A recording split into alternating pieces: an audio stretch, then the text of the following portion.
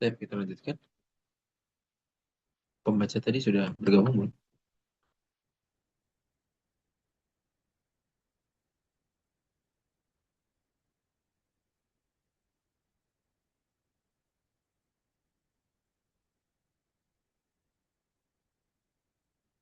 Baik, kita lanjutkan.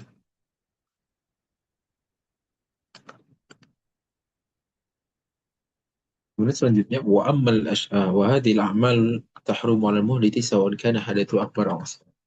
وأما الأشياء التي تحرم على المحدث حدثا أكبر خاصة فهي الأول يحرم على المحدث حدثا أكبر قراءة القرآن لحديث علي رضي الله عنه لا يحجبه يعني النبي صلى الله عليه وسلم عن القرآن شيء ليس الجنابة رواه الترمذي وغيره ولفظ الترمذي يقرئون القرآن ما لم يكن جنبا فهذا يدل على تحريم قراءة القرآن على الجنب وبمعناه الحائض والنفساء ولكن رخص بعض العلماء كشيخ الإسلام للحائض أن تقرأ القرآن إذا خشيت نسيانه ولا بأس أن يتكلم المحدث بما وافق القرآن إن لم يقصد القرآن بل على وجه الذكر مثل بسم الله الرحمن الرحيم والحمد لله رب العالمين لحديث عائشة رضي الله عنها أن النبي صلى الله عليه وسلم كان يذكر الله على كل أحيانه.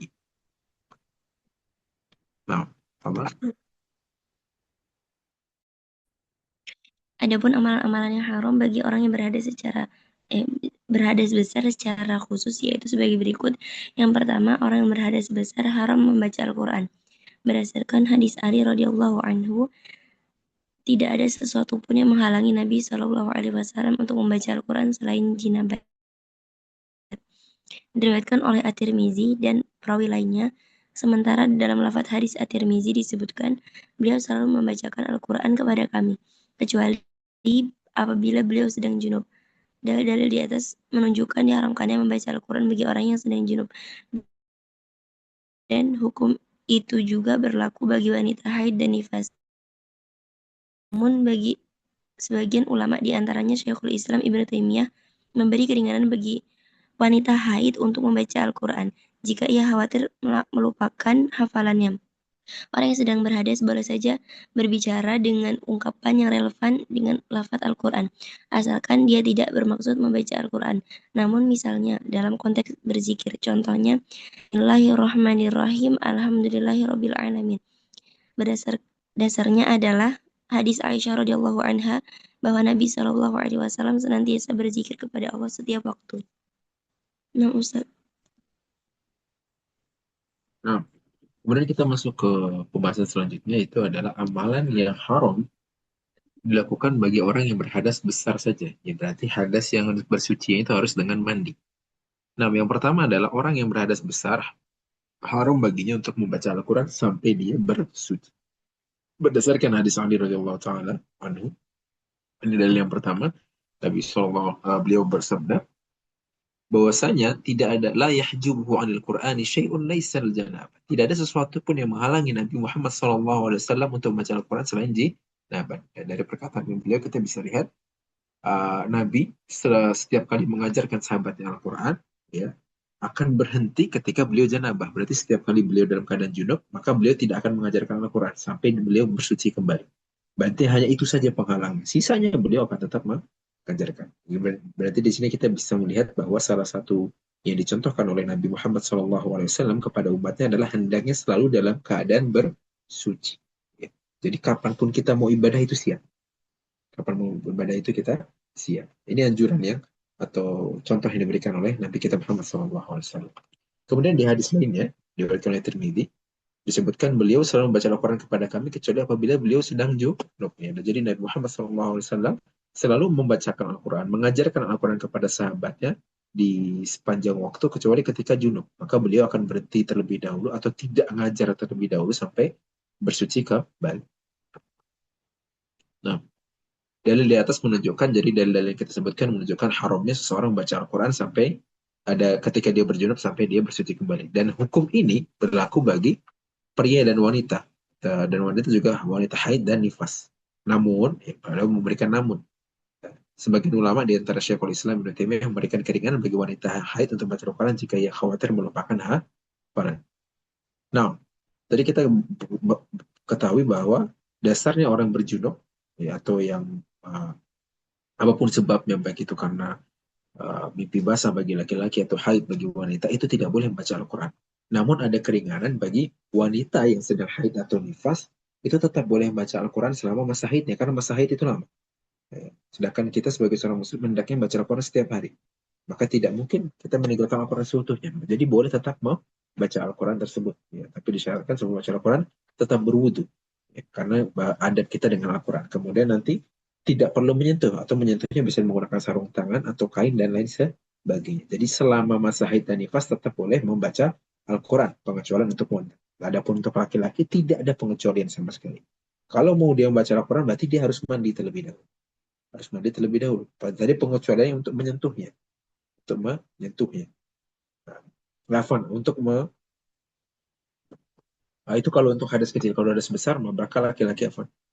Misalnya tadi mau membaca hadas kecil, mau baca sedikit tidak masalah tanpa menyentuhnya. Tapi kalau untuk membacanya yang hadas besar itu tidak boleh bagi laki-laki sampai dia kembali dalam keadaan suci. Tapi bagi wanita ada keringanan. Yang disebutkan oleh salah satunya pendapatnya Syekhul Islam Ibnu Taimiyah. Kemudian, orang yang sedang berhadas boleh saja berbicara dengan ungkapan relevan dengan al-fadz Al-Quran, asalkan dia tidak memaksudkan baca Al-Quran, misalnya dalam konteks zikir. Nah, ini tadi kita tahu bahwa orang yang hadas besar tidak boleh membaca Al-Quran secara mutlak. Tapi kalau membaca sesuatu yang memang diambil dari Al-Quran, tanpa berniat membaca, maka itu tidak dipermasalahkan. Seperti ucapan Bismillah, Alhamdulillah, dan lain sebagainya. Dalilnya adalah hadis Aisyah radhiyallahu anha bahwa Nabi Muhammad SAW senantiasa berzikir kepada Allah setiap waktu, meskipun dalam keadaan junub, beliau tetap berzikir kepada Allah Subhanahu wa taala, tidak meninggalkan amalan soleh. Itu yang pertama, yang tidak boleh dilakukan oleh orang yang berhadas besar, yaitu adalah membaca Al-Quran. Jadi kalau orang yang berhadas besar, kalau mau membaca Al-Quran, dia harus mandi terlebih dahulu, kemudian berwudu, kemudian baru boleh membaca Al-Quran. ثم ثانيا ويحرم على المحدث حدثا أكبر من جنابة أو حيض أو نفاس اللبث في المسجد بغير وضوء، لقوله تعالى: يا أيها الذين آمنوا لا تقربوا الصلاة وأنتم سكارى حتى تعلموا ما تقولون ولا جنبا إلا عابر سبيل حتى تغتسلوا، أي لا تدخلوا المسجد للبقاء فيه، ولقوله صلى الله عليه وسلم: لا أحل المسجد لحائد ولا جنب، رواه أبو داود من حديث عائشة وصححه ابن خزيمة.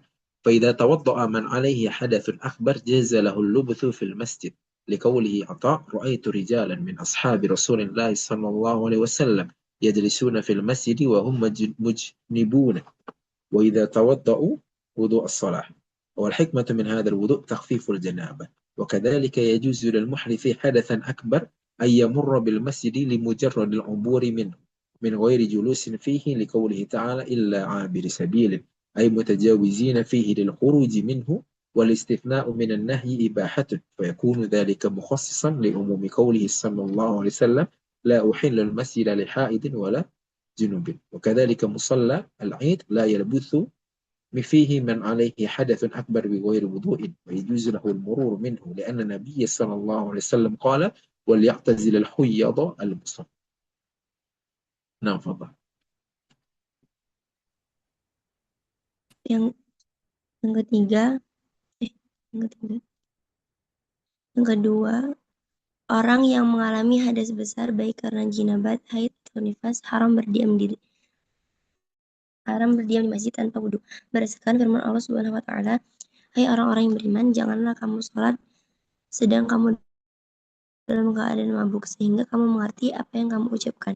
Jangan pula hampiri masjid sedang kamu dalam keadaan junub, terkecuali sekedar berlalu saja hingga kamu mandi." Quran Surat An-Nisa ayat 43.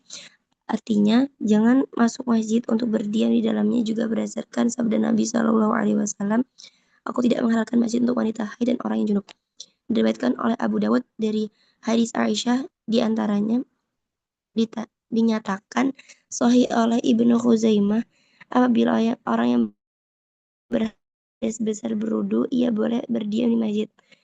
Berdasarkan ucapan Atha, aku pernah melihat beberapa orang sahabat Shallallahu Alaihi Wasallam duduk-duduk di masjid sementara mereka dalam kondisi junub, karena mereka sudah wudhu, layaknya wudhu untuk sholat. Hikmah dari wudhu tersebut adalah untuk meringankan hadas jinabat. Orang yang mengalami hadas besar juga dibolehkan melintasi di masjid. Bila tanpa duduk dan sekedar melewatinya saja berdasarkan firman Allah Subhanahu wa taala, terkecuali sekedar berlalu saja. Quran surah An-Nisa ayat 43. Yakni sekedar melintas di masjid untuk kembali keluar darinya. Kecualian dari sebuah larangan memberi makna pembolehan itu menjadi makna yang mengkhususkan keumuman sabda Nabi Shallallahu Alaihi Wasallam. Aku tidak menghalalkan masjid untuk wanita haid dan orang yang junub. Demikian juga musola atau lapangan sholat id. Orang yang mengalami hadas besar tidak boleh berdiam lama di situ tanpa wudhu, namun ia boleh melintasinya. Karena Nabi Shallallahu Alaihi Wasallam bersabda, hendaknya para wanita haid menjauhi musola. Kalau Nah, kemudian yang terakhir, yang kedua adalah tidak boleh dilakukan oleh seorang yang dalam keadaan junub sampai dia mandi adalah berdiam diri di masjid. Baik itu karena jinabat atau haid ataupun nifas. Hadis dalilnya pertama dari Al-Quran adalah firman Allah Subhanahu wa taala dalam surah An-Nisa. Di sini disebutkan jangan pula menghampiri masjid sedang kamu dalam keadaan junub terkecuali sekedar berlalu saja hingga kamu mandi. Kemudian dari hadis sabda Nabi Muhammad SAW, beliau bersabda, la uhillul masjida li haidin wala junubin. Aku tidak menghalalkan masjid untuk wanita yang haid dan orang yang junub. Nah, namun, ya, diperbolehkan apabila orang yang berhadas besar berwudu, ia boleh berdiam di masjid berdasarkan ucapan Allah. Aku pernah melihat berapa orang sahabat Rasulullah SAW duduk-duduk di masjid sementara mereka dalam kondisi junub karena mereka sudah wudu. Layaknya wudu untuk sholat. Hikmahnya adalah untuk meringankan hadas jinabat. Nah, dari poin nomor 3 ini kita bisa lihat dasarnya orang yang sedang junub, ya, atau mengalami hadas besar itu karena jinabat atau haid atau nifas itu tidak boleh berdiam diri di masjid kecuali ada keringanan apabila sudah berwudu. Keringanan ini lebih khususnya untuk wanita, ya, untuk wanita. Misalnya kita tahu bahwa selama haid dan nifas tidak diperbolehkan sholat, ya. Tapi kalau misalnya dalam masa haidnya, misalnya ada pengajian, mau ikut pengajian atau apa, bolehkah tidak? Boleh tidak wanita hadir? Boleh dengan syarat dia sudah berwudu terlebih dahulu. Berarti keringanannya ini bisa kita khususkan untuk kaum wanita. Adapun kaum pria sebenarnya tidak ada keringanan. Adapun untuk pria sebaiknya tidak bermudah-mudahan. Jadi kalau memang dalam keadaan jinabah mau datang ke masjid kegiatan apapun itu, maka hendaknya mandi terlebih dahulu. Kecuali misalnya darurat, ya, karena sahabat Nabi pun dulu pernah ada yang duduk-duduk di masjid, namun masih dalam keadaan junub, baik itu karena hubungan suami istri atau mimpi, ya. Sebelum masuk masjid mereka wudhu terlebih dahulu, ya. Misalnya kalau zaman sekarang, misalnya beliau ada seorang yang ternyata dipanggil ke masjid untuk rapat misalnya, sedangkan dia belum sempat mandi. Akhirnya karena hanya rapat, makanya dia boleh datang tapi berwudu terlebih dahulu. Ya. Poinnya kenapa kaum laki-laki tidak hendaknya tidak bermudah-mudahan karena kita tahu bahwa sebelum masuk masjid ada sunnah namanya sunnah tahiyatul masjid. Bagaimana orang melaksanakan sholat kalau dia dalam keadaan janabah. Ya, jadi kalau misalnya tidak darurat sekali, kalau masih dalam keadaan janabah, jangan paksakan ke masjid. Tapi kalau darurat dan tidak lama, maka tidak mengapa. Ya, jadi intinya dasarnya tidak boleh berdiam diri di masjid untuk apapun itu dalam keadaan jinabah. Tapi ada keringanan. Pertama, terutama bagi kaum wanita yang sedang haid dan nifas, misalnya untuk mengikuti pengajian, belajar atau lain sebagainya, namun dengan syarat wudhu terlebih dahulu. Dan hikmah dari wudhu tersebut adalah untuk meringankan hadas jinabatnya. Jadi hadasnya belum hilang seutuhnya, tapi sudah diringankan dengan berwudhu. Adapun untuk laki-laki hendaknya tidak bermudah-mudahan. Kalau memang tidak ada hal yang sangat darurat sekali, maka jangan paksakan untuk tetap datang ke masjid dalam keadaan junub. Mandi terlebih dahulu, kemudian baru berwudu, baru bisa datang ke masjid. Karena ingat, setiap kali kita datang ke masjid ada sunnah yang harus ditegakkan, itu sholat sunnah tahiyatul masjid. Adapun untuk sekedar melintas, maka itu tidak masalah. Tidak masalah, karena kita sudah uh, karena tadi keumuman hadis Nabi Muhammad SAW, aku tidak menghalalkan masjid untuk wanita haid dan orang yang junub. Jadi seperti kita sebutkan contohkan tadi, ada orang yang tinggal di belakang masjid rumahnya, mau keluar harus lewat masjid, meskipun dia dalam keadaan junub, kalau sekedar lewat tidak masalah. Tapi kalau dia masuk untuk kegiatan apapun, maka harus mandi terlebih dahulu. Demikian juga musola atau lapangan sholat id, orang yang mengalami hadas besar tidak boleh berdiam lama di situ tanpa wudhu, namun ia boleh melintasinya. Ya, jadi sering kita lihat di negara kita setiap hari Id biasanya ada wanita-wanita yang tidak ikut sholat di belakang biasanya. Itu biasanya adalah wanita dalam keadaan haid atau nifas. Mereka tetap boleh berada di sana, tapi tidak boleh berdiam diri lama-lama di sana. Ya. Uh, dan kalaupun tetap mau harus masuk ke situ, ya, ke area sholat, hendaknya wudhu terlebih dahulu. Ya, jadi ini menjadi pengingat kembali nanti untuk teman-teman wanita yang misalnya korolo di hari Id dalam keadaan haid atau nifas, kalau mau ikut ke lapangan, maka harus wudhu terlebih dahulu. Ini menjadi syarat. Syarat yang diperbolehkan sebagai keringanan wanita yang dalam keadaan berhadas besar. Seperti Nabi Muhammad SAW, وَلْيَعْتَزِلِ الْحُيَاضُ الْمُصَلَّى. Hendaknya para wanita haid menjauhi musola atau tempat sholat. Wallahu ta'ala alam. Kita cukupkan sampai sini. Kita tutup pertemuan kita pada hari ini dengan sesi tanya jawab. Bagi yang memiliki pertanyaan, terfadhal biswak. Nah, silakan. Seperti yang kita sebutkan kemarin, pertanyaan bisa ditanyakan secara langsung atau ditulis via chat di fitur chat di Zoom. Nah, silakan ambil pertanyaan. Kita punya waktu sekitar 5 menit. Apa? Silakan ambil pertanyaan. Kapan Ustaz izin bertanya? Apa? Ustaz izin bertanya Ustaz. Nah, Kalau silakan. misalkan kita tuh mau sholat Ustaz. Kalau misalkan kita mau sholat, kemudian kita tuh lupa kalau tadi tuh sudah berwudu atau belum gitu. Terus sampai kita mikirnya tuh lama gitu Ustaz. Lupa, bener-bener lupa gitu. Itu ngambil pendapat mending wudu atau nggak wudu gitu Ustaz.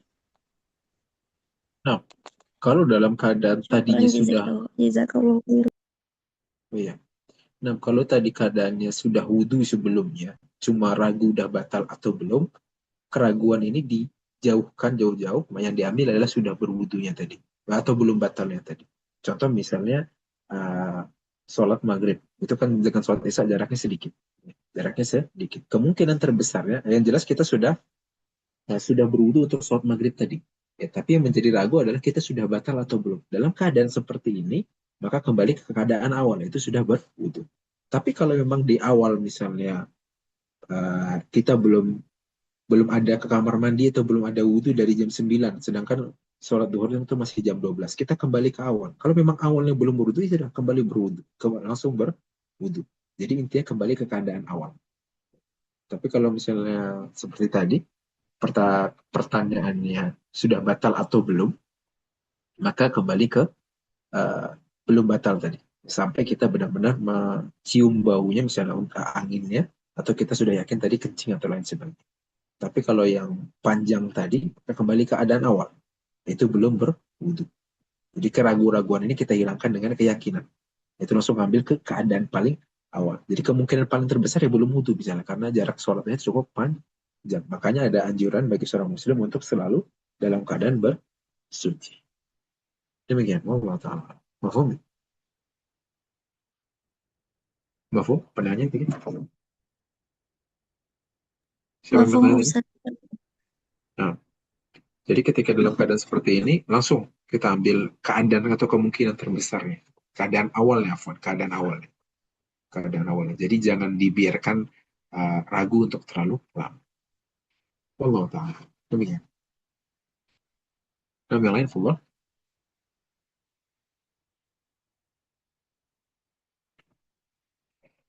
Silakan.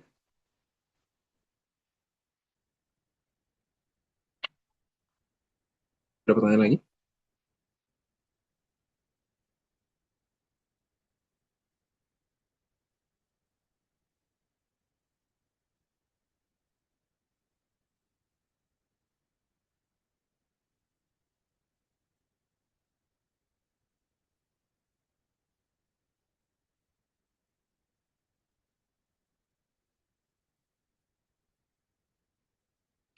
Ya, ada pertanyaan di sesi di fitur chat.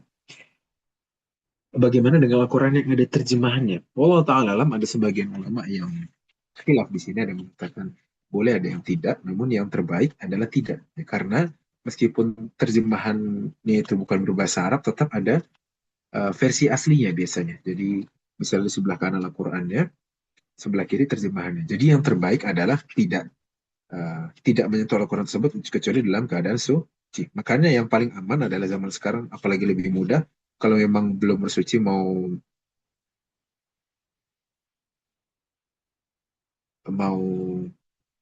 apa tadi mau memurojaah Al-Quran,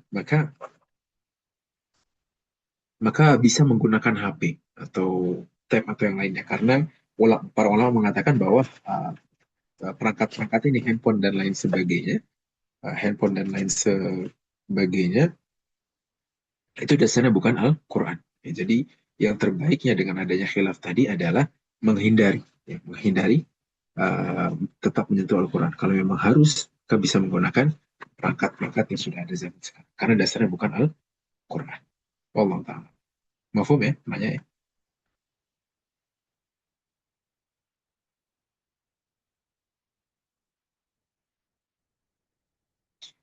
Nah, kemudian pertanyaan lainnya, apakah boleh seorang menjadi imam tarawih namun dia tidak berniat puasa Ramadan besok harinya karena dia meyakini belum masuk satu Ramadan? Di sini ada keraguan-raguan, ya. Ingat sekali lagi, dalam beribadah kita tidak boleh ragu-ragu. Kalau memang ada keraguan, mending tidak usah sekalian, ya. Karena takutnya nanti mempengaruhi. Ya. Insya Allah tidak ada lebih dari satu orang yang bisa menjadi imam. Kalau memang dia belum mengambil pendapat yang besok belum Ramadan, silahkan serahkan ke yang lainnya dan dijelaskan. Ya. Karena takutnya uh, ini akan mempengaruhi niat kita, ada keraguan apalagi dalam beribadah, apalagi ibadah. Nah, demikian. Mafhum? Yang menurut saya paham ya. Tapi kemudian pertanyaan terakhir. Nah, izin bertanya, kalau perempuan haid tapi memegang mushaf Madinah, itu maksudnya bagaimana?